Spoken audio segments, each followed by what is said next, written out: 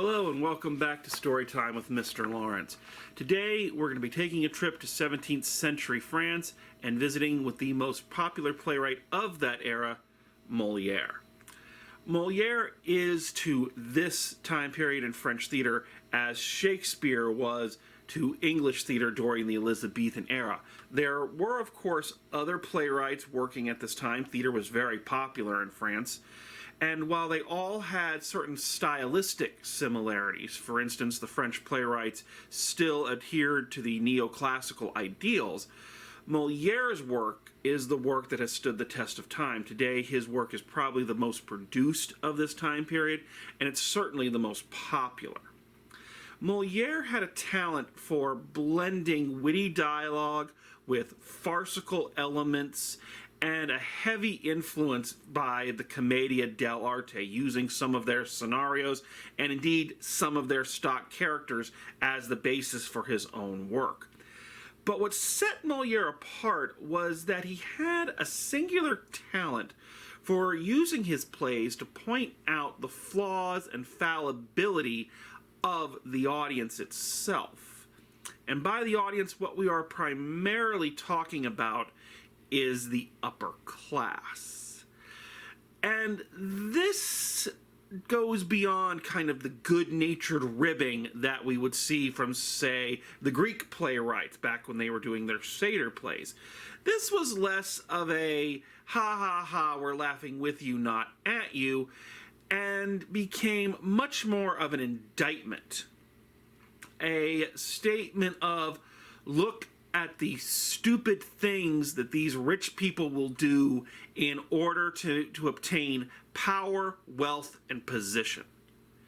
We see this in a lot of his works. For instance, his play, The Imaginary Invalid, is an entire play taking potshots at doctors, saying that doctors don't actually know anything and they're just con men there to bilk people out of their money by convincing them that they're sick.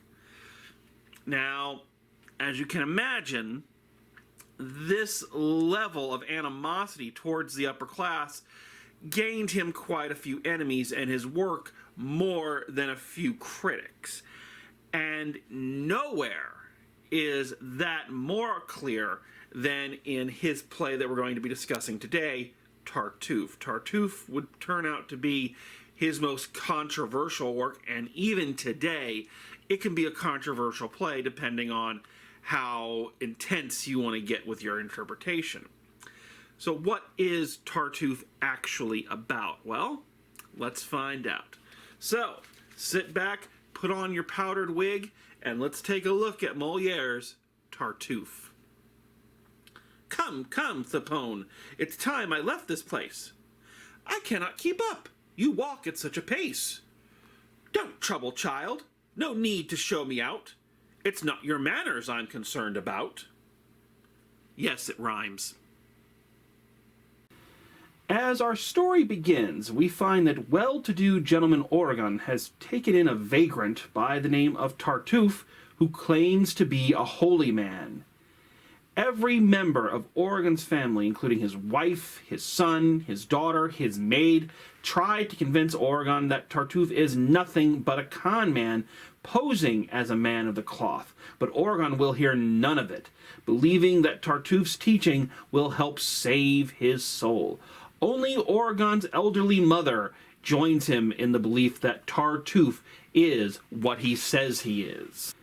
So convinced of Tartuffe's piety and goodness, Oregon decides that he will force his daughter Marianne to marry Tartuffe, guaranteeing that Tartuffe will become his son-in-law and rightful heir. Determined to prove Tartuffe's hypocrisy, Oregon's son, Damis, hides in a closet when Tartuffe is alone with Oregon's wife, Elmire, and overhears Tartuffe making romantic advances towards her. Having heard Tartuffe make such a proposition, Damis reveals himself and threatens to expose Tartuffe. When Orgon arrives, Damis tries to inform his father about Tartuffe's proposition, but Orgon is so blind that he thinks his own son is evil and trying to defame Tartuffe's good name, and he immediately disinherits his son. Alone with Tartuffe, Orgon reveals that he plans to make Tartuffe his sole heir and also his son-in-law, and they leave to execute this plan. After several failed attempts to convince Orgon of Tartuffe's treachery, Elmire finally convinces her husband to hide under the table himself, so he might overhear how Tartuffe behaves when he is alone with her. Once again, Tartuffe makes, let's say, advances on Elmire, pledging his love and desire for her, all while her husband listens from under the table. Finally convinced, Orgon springs from under the table and orders Tartuffe out of his life and out of his house. However, Tartuffe then reveals that legally he is now the owner of the house, since Orgon signed over all his property to him earlier in that day. Tartuffe orders the family to vacate the premises with the promise of ruining Orgon's standing in court by revealing certain secrets to the king if he does not oblige. That night, as Orgon and his family prepare for the worst, Tartuffe returns, followed by an officer of the court. But just as the family is about to be evicted, the officer reveals that the king has seen through the hypocrisy of Tartuffe and has ordered him to be imprisoned for this and for all his other crimes. The king has also restored Orgon to his rightful place and property. Orgon and his family cheer "Viva Deus Ex Machina!"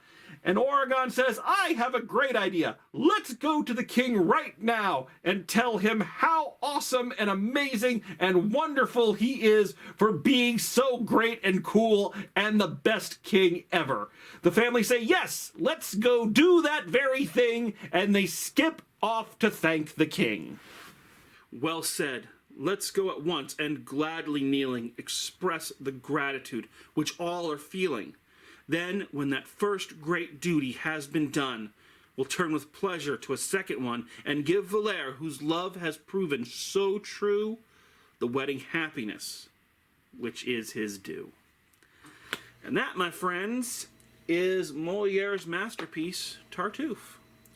Now, the astute listener may have noticed that there towards the end of the play, there's a certain amount of, what's the term I'm looking for? Sucking up to the king. And that is indeed by design. Moliere actually went back and rewrote the ending of this play to insert that character of the clerk who comes in and says, "The king was never fooled by Tartuffe. The king is so wise and so great and so awesome. He saw through his lies right away, and the king is loyal to his friends and would never betray them." And the family goes, "Yay! Let's go tell the king how great he is. Huzzah!" Moliere basically did this as a thank you to the king, because without the influence of King Louis XIV, it's possible this play would never have seen the light of day. Tartuffe was first read for the king in 1664, and the king loved it. However, other members of the audience were not so impressed, particularly those members of the audience with strong ties to the church. This play caused quite an uproar, as folks saw it as an attack on religion. Moliere did his best to defend the play, saying it is not an attack on religion. Tartuffe is not a holy man who is also a con man. He is a con man pretending to be a holy man. This is an attack on televangelists, people who would use the church and use religion as a shield to get away with criminal activities, and also on the fools who will believe anything a false prophet tells them. But these defenses fell on deaf ears. This play was performed only once in the summer of 1667, and it closed the very next day. The upper class and the opponents of this play scheduled it to coincide with a time when the king was out of the country and wasn't there to defend it. So in 1669, when the king finally returned and he said to Moliere, "Hey, how did that great play that you wrote go?" And Moliere says, "Well, it didn't because they closed it down." The king then said, "Oh no, they didn't either because I'm the king and I want to see it." And so by order of the king, the play was allowed to go on. The ending was rewritten into this deus ex machina of the king by proxy coming to set everything right at the last minute. So, two quick things to point out before we adjourn. Two things that the French theater contributed in a literary sense to plays and playwriting. Now, there is no example of it here in Tartuffe, but in other French plays, there is a literary device known as French-made exposition, which became very popular for a long time. And what this basically is at the very beginning of the play, the first scene is usually two maids cleaning up the set, and the young maid will say to the older maid, "Where is the master? I have not seen him all the day." And the elder maid will say, "Well, as you know, the master is very upset, for he is going bankrupt, and his eldest daughter needs to get married, and his second wife doesn't love him." And the two maids, through this somewhat forced conversation, will lay out the exposition that the audience needs to know, basically serving as kind of a Greek chorus. Again, there is no evidence of this in Tartuffe, but you can see it in other works of Moliere and other playwrights of this time period. Lastly, there is a curious little contribution that French plays have made to playwriting and especially to the aid of directors.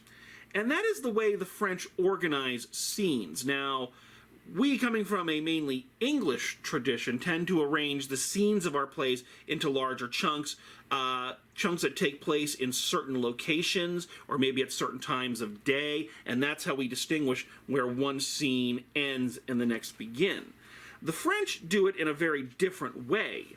They divide their scenes up by when a new character enters the stage or when a character exits. So they divide their scenes up depending on how many people are on stage. You can see an example right here wherein you have a scene which lasts all of one page and is just two people talking. Scene 5 having 4 people on stage, and then when one of them exits, we have the next scene, scene 6, right next to it. This is called French scenes, and this is primarily now used by directors, that when they are going through and making up their rehearsal schedules and trying to figure out who all they need to call for a certain rehearsal, instead of calling the entire cast together, they just want to call the people involved in these specific scenes.